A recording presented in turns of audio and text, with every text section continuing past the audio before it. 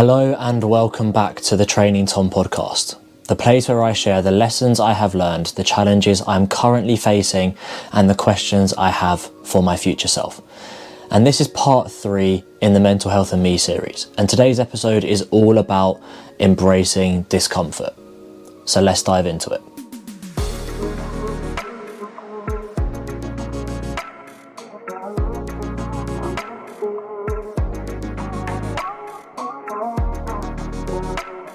Now you might be wondering why this episode is in the Mental Health and Me series, and I want to kick things off by explaining why it has been included in this series and the reasons why I think it is relevant. And the first thing around that is embracing discomfort has helped to change my perspective on the way that I view my anxious thoughts. So to give a bit of backstory on that, as I've already mentioned throughout this whole series, I've had anxious thoughts throughout most of my teenage years and most of my adult life as well. And I've been managing that. I've been looking at different ways that I can, try to change the way that I think about my anxious thoughts. And also different ways to manage those anxious thoughts as well. And actually this lesson doesn't come from taking part in therapy or anything like that at all. This lesson comes from exploring more about growth mindset. Now the way that I've interpreted, or the way that I have perceived my anxious thoughts historically has been in a negative way. And that negative way has been whenever those anxious thoughts have popped up, or whenever those physical symptoms of anxiety that I've mentioned in a previous episode arise, I start to become very negative towards those physical sensations and towards those thoughts that are coming up. Or historically, I have become very negative towards those thoughts. And if I'm going into a new situation, or I'm going into a situation that has prompted my anxious thoughts to arise, or prompted those physical symptoms to arise, then it might make me perceive that situation in a negative way and not allow me to present a version of myself that I'm happy with, or just, I guess, a good version of myself, like a confident version of myself that I know that I can be.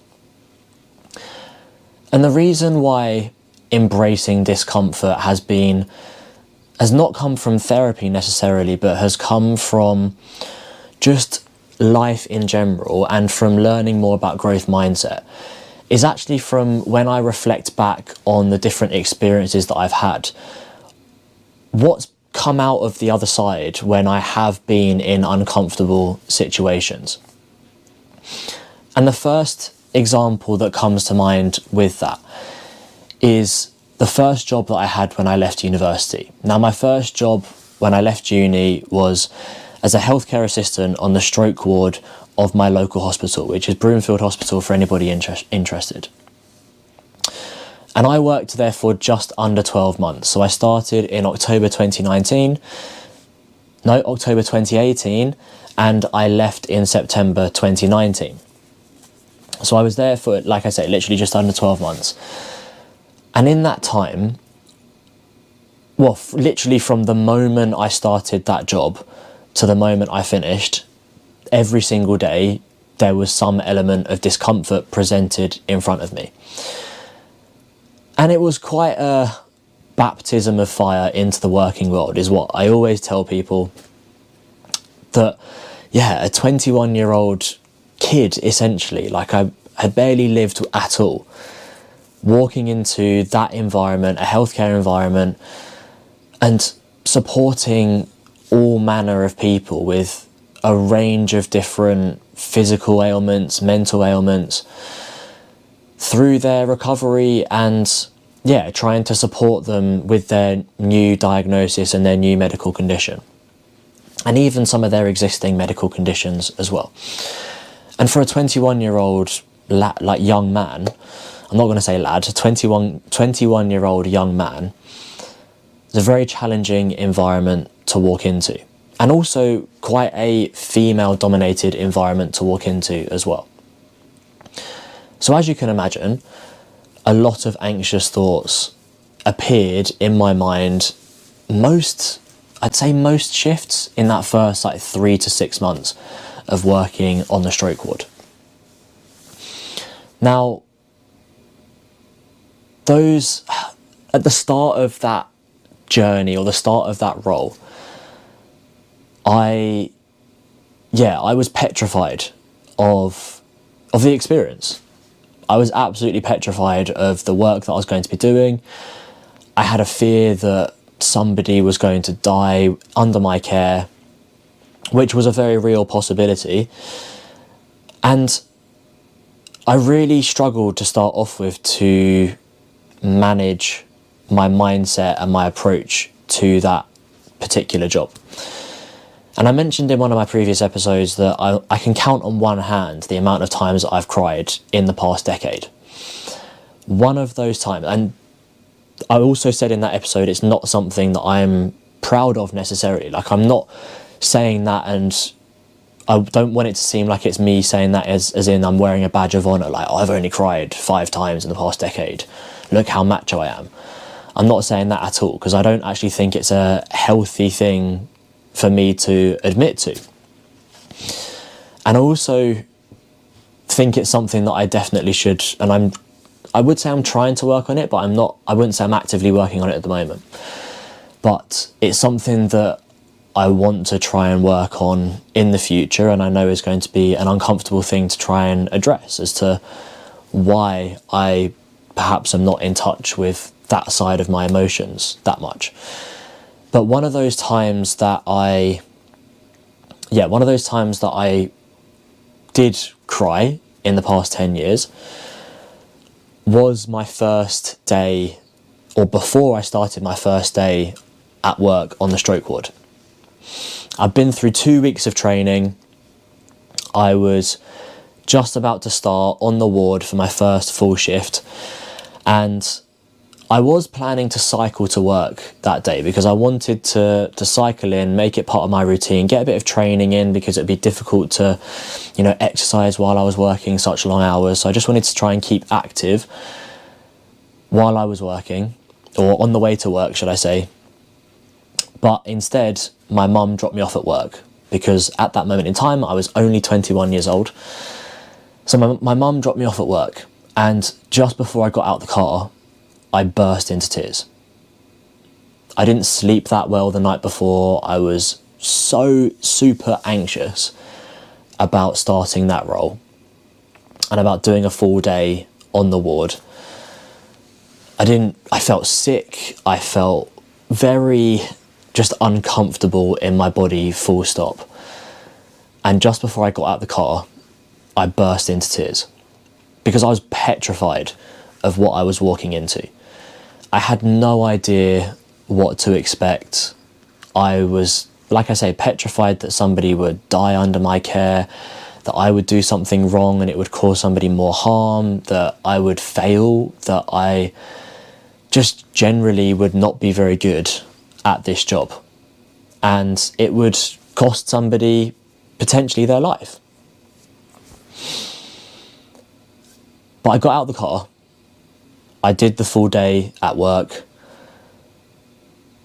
I don't think, on reflection, anything bad did happen. And I finished the shift, got home, and from then on, I settled into the job and I didn't look back. And on reflection, I look at that as an example of how embracing discomfort proved to me that nothing bad is going to happen. Now, I will admit, I made mistakes while I was working there. I've made mistakes, I think, in every single job that I've ever had. And I like to think that none of those things cost somebody their life, and none of those things made anybody's life worse as a result. I could be wrong.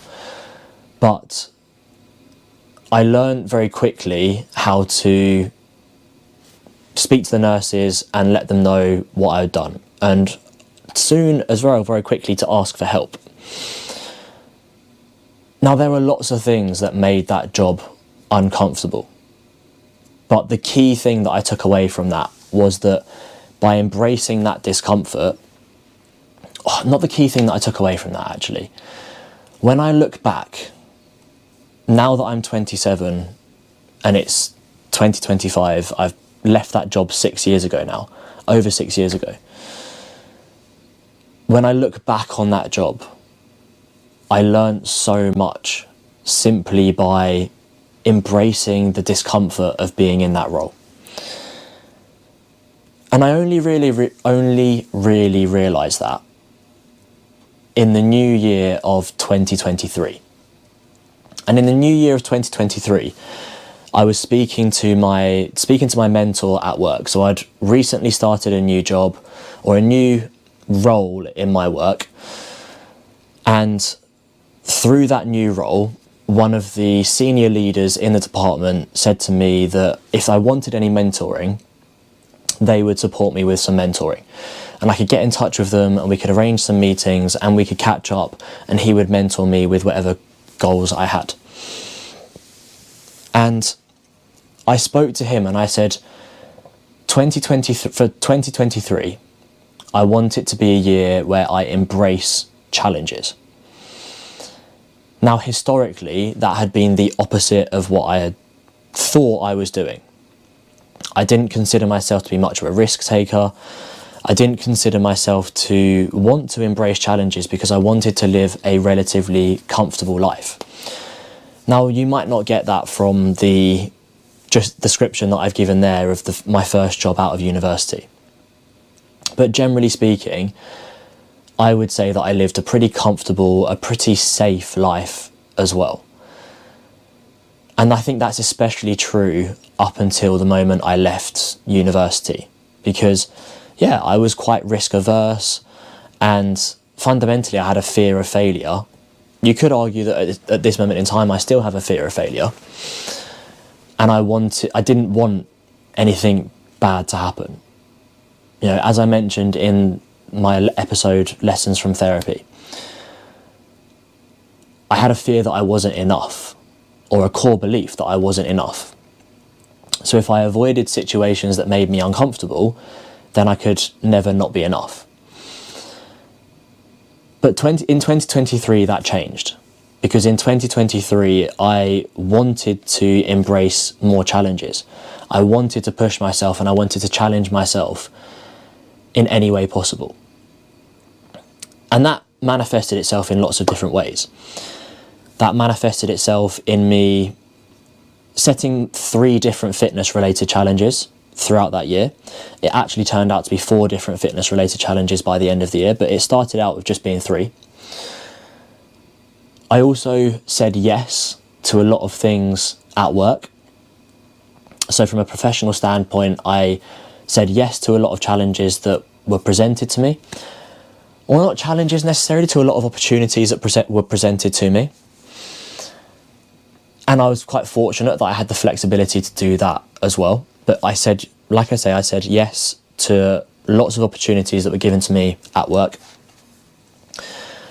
And it was also the year that I started a fitness page on Instagram, where I was kind of sharing my fitness journey, sharing the training that I was doing for the challenges that I'd set myself that year. And yeah, you could say exposed my thought processes and exposed what I was doing. Basically made myself a little bit more vulnerable than I would have done normally. Now, you could argue whether that was challenging or not. For me, I personally did find it quite challenging. But it was the start of something. And 2023 proved to be a pretty awesome year for me. I managed to get a full-time position in the job that I was doing, whereas before it was only on secondment. So there was a chance that I would just go back to doing the job that I was doing before. But I got a full-time position, I think, because of embracing those opportunities and saying yes to a lot of opportunities. I ended up completing 4 different fitness challenges. One of those was to cycle 100 miles, which I did successfully. One of those was to complete an Olympic distance triathlon in 2.5 hours. And I didn't do it within 2.5 hours. I did it within 2 hours, 32 minutes. And I think it was like something like 11 seconds or 18 seconds. So I was very close to my target, but I left that event thinking I've done everything I can. I gave everything on the event. So in my eyes, it was a win, even though I didn't quite hit that target of 2.5 hours. I ran a 10K.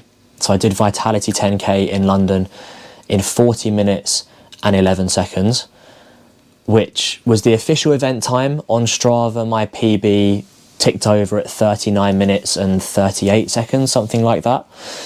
So I managed to get a sub 40 minute 10K. And again, I left that event, or according to Strava, a sub 40 minute 10K. According to the official event, 40 minutes and 11 seconds. So very close to that 40 minute 10K, which was my target for that 10K event. And I also completed in that year, which was a very last minute decision, my first ever marathon.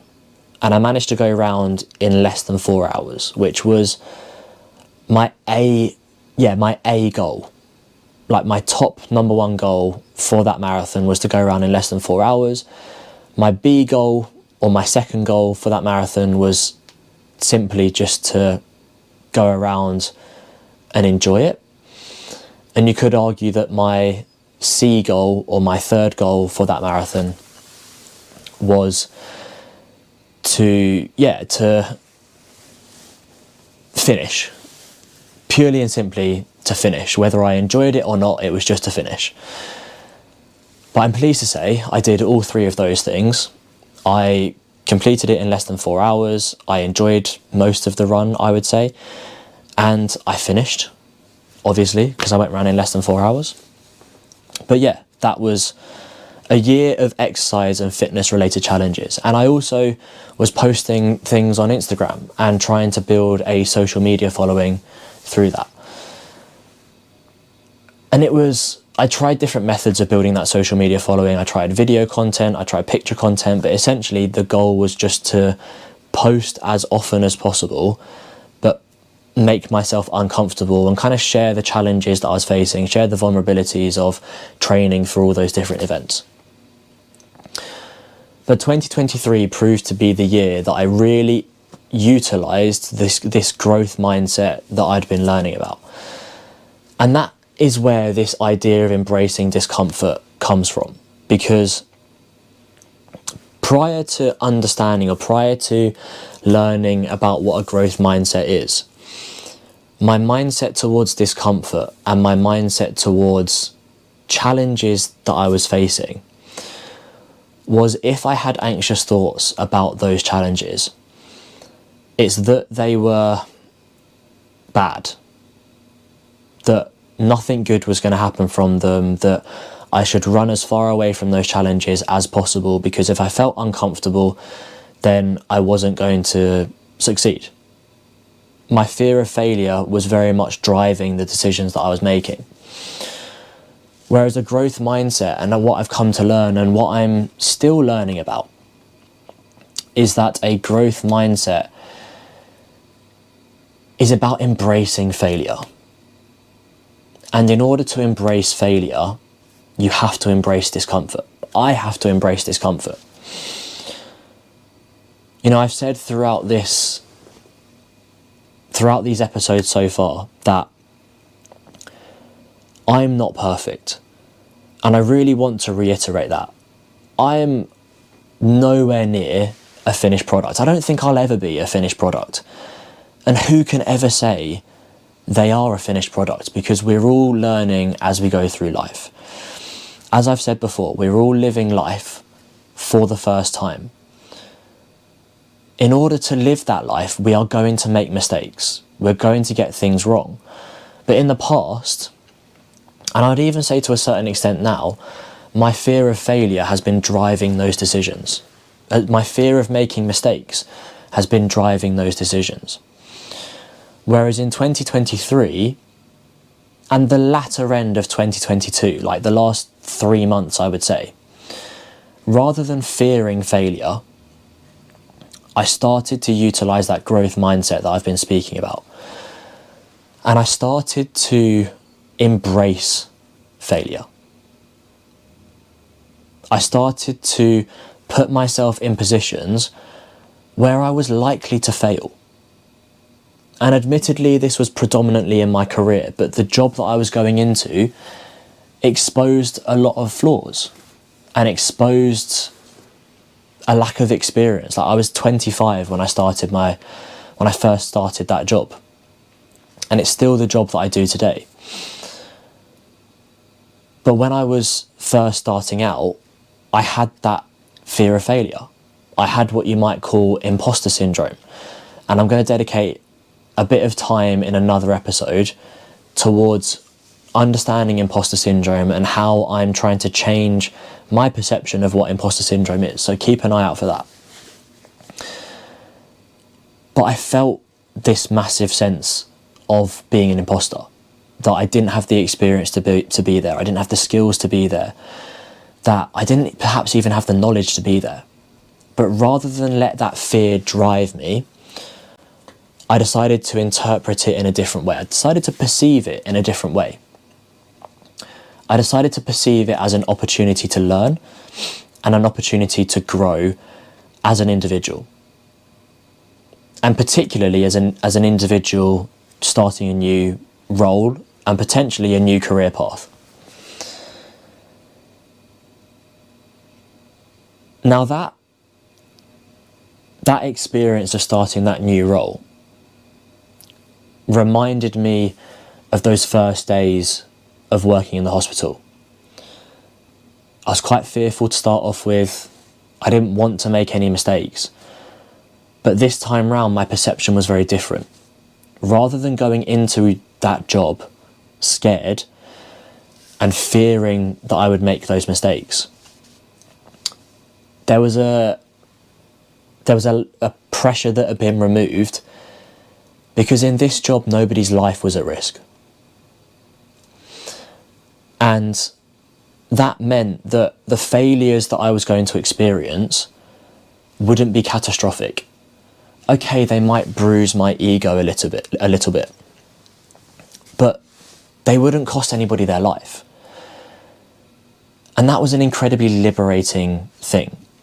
And it made me realise that by embracing discomfort earlier in my life, by doing that job at the hospital, it was actually making every other professional decision easier later in my life. Taking a risk with that secondment position that turned out to be my full-time job that I'm doing now, that became an easy decision, because there was no, in my mind anyway, there was no real risk involved in it.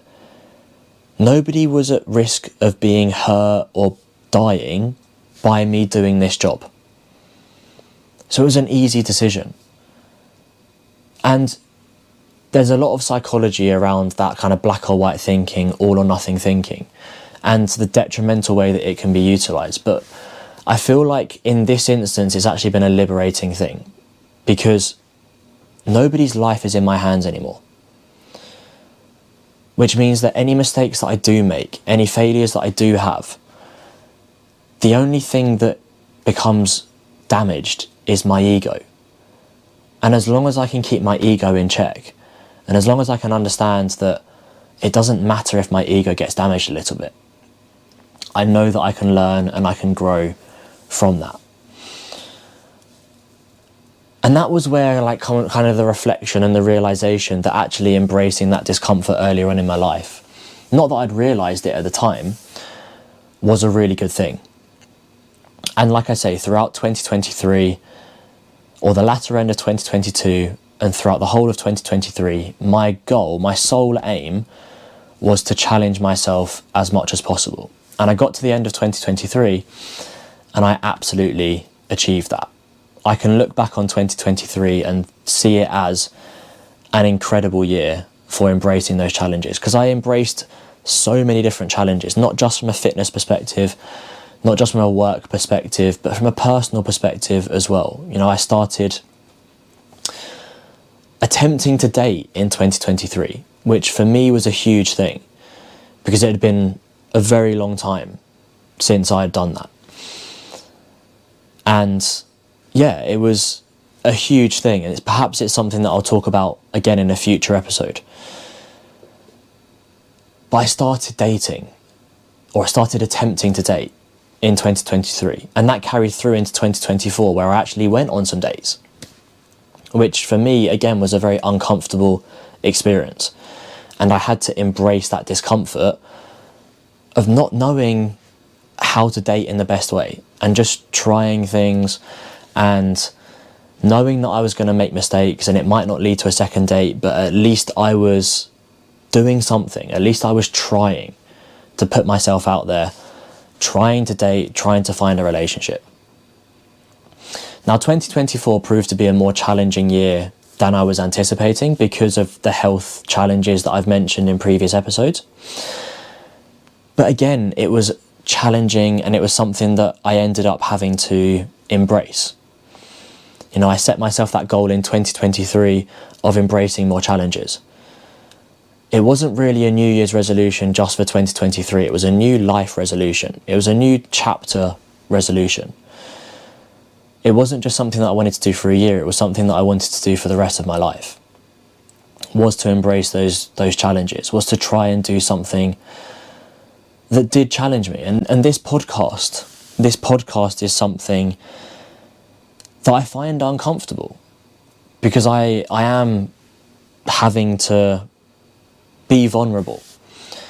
I'm having to, or I'm not having to, I'm choosing to share my opinions publicly. I'm choosing to share my life and the things that have happened in my life, the things that are happening in my life,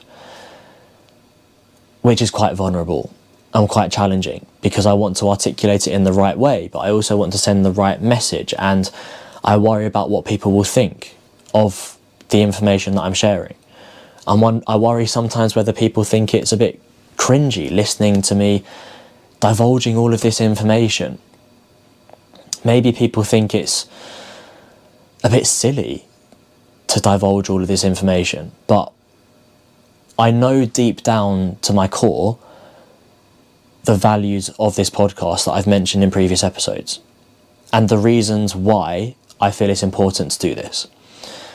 It's not just for a selfish reason of wanting to grow a following, wanting to have influence, wanting to show how great I am. Like, that's never really crossed my mind, because that's what I did with my Instagram page. My Instagram page was basically following what everybody else was doing and just showing off all your achievements, and I don't think that's healthy for a start, and perhaps it's not what people need. Like, it doesn't breed that authenticity and relatability that I've talked about so much in the values of this podcast. This podcast is, as I've mentioned before, for my younger self, for my future self, and for me to gain clarity in my thought processes in the present moment as well. But that means I have to be uncomfortable.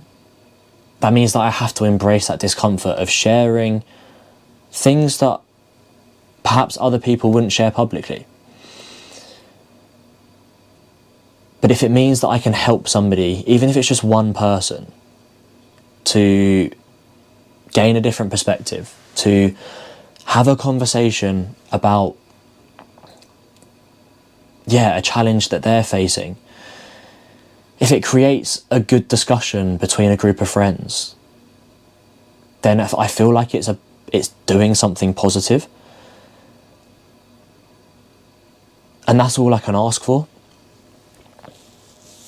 But that's part of the reason for why I find this uncomfortable, is because I do have those doubts in my mind, and I do worry whether it's a bit silly at times. I worry whether it is working, whether it's whether it will become the thing that I want it to become. But the only way that I can do that, or the only way that I can find that out, is by making myself uncomfortable.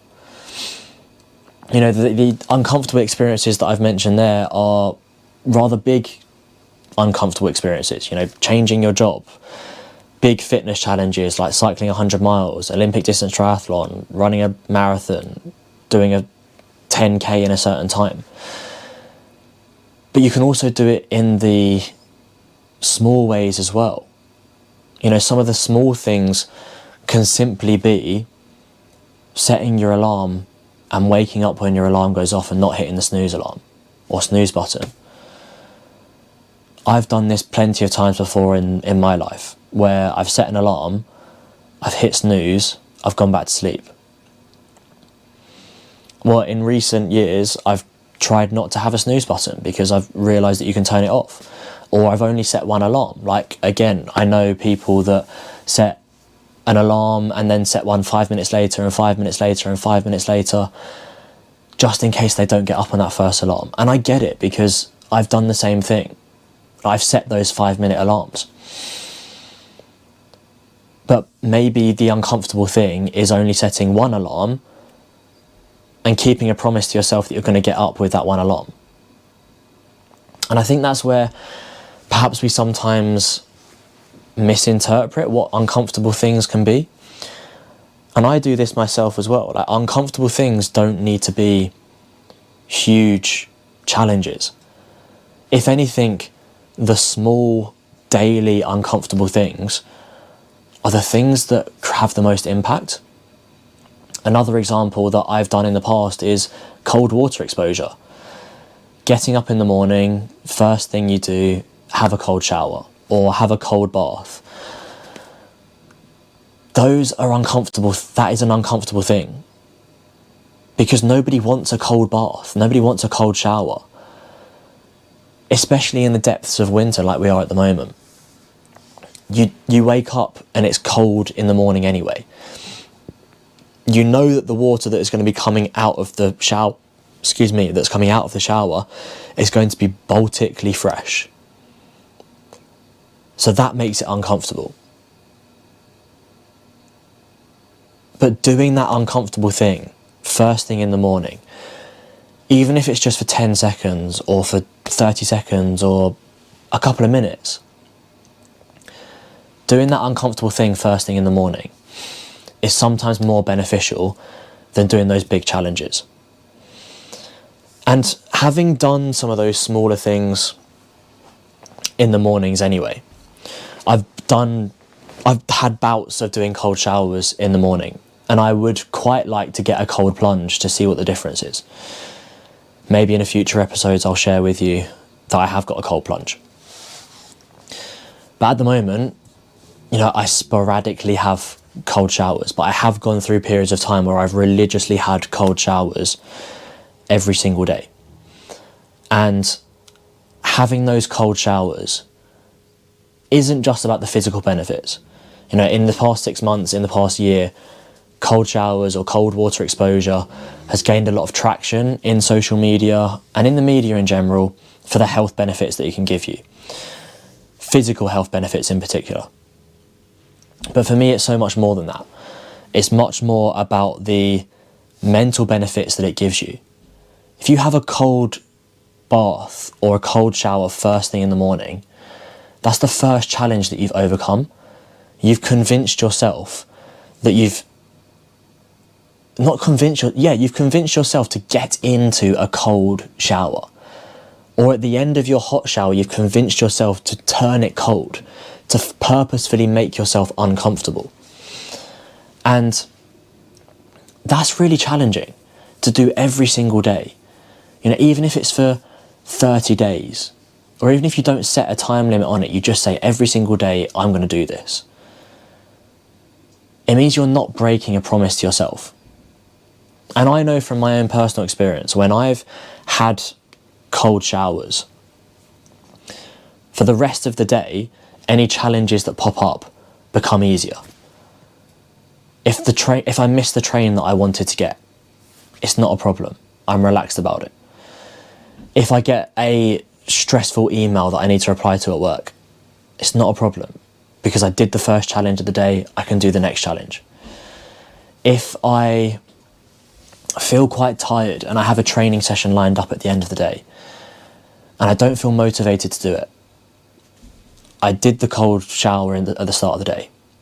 So then I'm more likely to say, no, come on, pick yourself up, Regan, let's do this workout. So it makes those other challenges that pop up throughout the rest of the day easier to manage by completing the first challenge of the day. Now, the first challenge of the day doesn't need to be a cold shower. And I should probably say a disclaimer at this moment in time. If you're thinking of doing cold water exposure based off of what I've said just there, please consult your doctor before you do. It might not be healthy, it might not be appropriate for you to experience cold water exposure. So please consult a medical professional before you do it. But it doesn't have to be a cold water. It could be, like I said, something really simple, like simply getting up when your alarm goes off. Rather than hitting the snooze button, when that first alarm goes off, don't break the promise that you've made for yourself. If you told yourself the night before, I'm going to get up at 8 a.m, at 7:30, at 6, at whatever time in the morning you've set that first alarm for, get up at that first alarm. Don't break that first promise that you've made, like a promise that you've made to yourself. Don't break that first thing you're doing in the day. Embrace that discomfort. Overcome that challenge, because then it'll make the challenges the rest of the day easier. There are so many different small things that we can do every day. You know, it might be that you want to change your diet, so you set yourself the challenge of eating 5 portions of fruit and veg a day. Make sure you keep that promise to yourself. Because yes, it might be uncomfortable at first, but the more you embrace that discomfort, the easier it gets, the less uncomfortable it becomes, and the more likely you are to change and become the person that you want to be. I'm going to reiterate it again. I'm not perfect. I'm still facing these challenges. I'm still trying to teach myself to embrace discomfort, because there are some areas of my life that I find really challenging to embrace discomfort in. And I know that I'm going to have to try and overcome that. I know that to live the life that I want to live a meaningful life, to live a fulfilling life, I have to overcome that. But it's a lesson that I want to share with other people. It's a lesson that I'm trying to learn. It's a challenge that I'm currently facing. And a question that I have for my future self is, am I going to allow myself to embrace discomfort for the rest of my life? Because if I want to live a fulfilling life, I'm going to have to embrace discomfort. And it leads me on to the last thing that I want to mention in today's episode. And when I was doing some research for this episode a few months ago, I came across a TED Talk, and I can't remember for the life of me the name of the person that did the TED Talk. So in the description below, I'm going to leave a link to YouTube where you can watch this TED Talk. But I wanted everybody to be able to take away one key statement from this podcast episode. And it's not just for you to take away, it's for me to take away as well. And this quote really stuck with me, so I made a note of it. Discomfort is the price of admission to a meaningful life. I'm going to say that again. Discomfort is the price of admission to a meaningful life. And I think that sums up this episode perfectly. The reason why I am trying to embrace discomfort a lot more, and why I've been trying to embrace discomfort for the past couple of years, and the reason why I want to continue embracing discomfort and take it even further in other areas of my life in the future, is because in order to live a meaningful life, in order to live the life that I want to live and get to the end of my life and say, I enjoyed that. I had fun. And I did everything I said I was going to do. And I'm not going to say I don't have any regrets, but I can live with the regrets that I do have. I have to make myself uncomfortable. And I think that's a lesson that we can all learn, is that in order to live a meaningful life, we have to make ourselves uncomfortable. We have to embrace those challenges. Whether that is in your career, whether that is in your relationship, whether that is in your social setting, or whether that is trying to achieve a goal that you've set yourself. If you want to do something differently, you're going to be uncomfortable. And I think that's even more important given the time of year we're in. At the time this episode will be released, we will be about 5 or 6 weeks into 2025. Now, I can imagine that most people that have listened to this episode have a goal that they've set themselves either for the whole year, or maybe a goal that will happen later on in the year. And I don't know how you're getting on with that goal. You might be struggling, you might be doing really well. However you're getting on with your goal,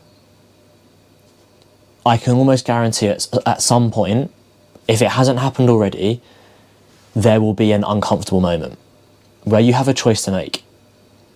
Do I stop doing what I'm doing, or do I embrace this discomfort and carry on and see what I can achieve? And the reason I say that at this moment in time, 5 or 6 weeks into the year, having worked in the fitness industry for a very long time, I say a very long time, for around 10 years, most people give up on their New Year's resolution by February half term at the latest. They might have given up earlier than that, but February half term, most people give up on the goal they set themselves, the New Year's resolution they set themselves, because they change their routine for half term, possibly because of commitments to family and other commitments they have. Maybe they go on holiday or something like that. And then they don't achieve their goal because after February half term, they stop doing the things they were doing for the first part of the year. And like I say, February half term is the last point. Typically, people would give up on their goal. Sometimes it happens much sooner than that. You know, a week, 2 weeks, 3 weeks into their goal. If you're thinking about giving up on that goal, if you're experiencing a challenge and a goal that you're achieving at the moment, if you're just simply not enjoying life, perhaps, maybe part of the reason why you're not enjoying life as much at the moment is actually because it's a bit comfortable. And maybe embracing some discomfort, talking to somebody new, doing something new, challenging yourself in a different way could be the catalyst to feeling more content, to feeling better about your situation. Now, I'm not saying that'll be the case for everybody, but I mentioned in the last episode, Lessons from Therapy, right at the end, that therapy makes you uncomfortable. And maybe that is the thing that you need to do. Maybe the thing that will change your trajectory is embracing the discomfort of going to therapy. But maybe it's something smaller than that. Maybe it is simply setting your alarm, promising yourself you're going to wake up when your alarm goes off and you're going to get out of bed. Because it could be something as small as that. I'm not going to say it's going to cure whatever mental health challenges that you're dealing with. But I know from my experience that by embracing a bit of discomfort, by trying to challenge myself more, I've been able to manage my anxious thoughts better. And more importantly, I've been able to build evidence that embracing that discomfort, that taking on board challenges, and that almost embracing failure, not fearing it, has improved my mental health. Again, I want to reiterate, I'm not perfect. I still face challenges. I'm still figuring out the best ways to manage my mental health. And I'm still figuring out the boundaries of how much challenge is right for me. Because sometimes I'll push it over the edge and take the challenge too far, and it makes my mental health worse. But 9 times out of 10, embracing discomfort, embracing new challenges, improves my mental health because it builds evidence that I can overcome the fears that I have. Builds evidence that I can do the things that I think I can do. And it also shows me that the fears that I might have in my mind aren't necessarily true.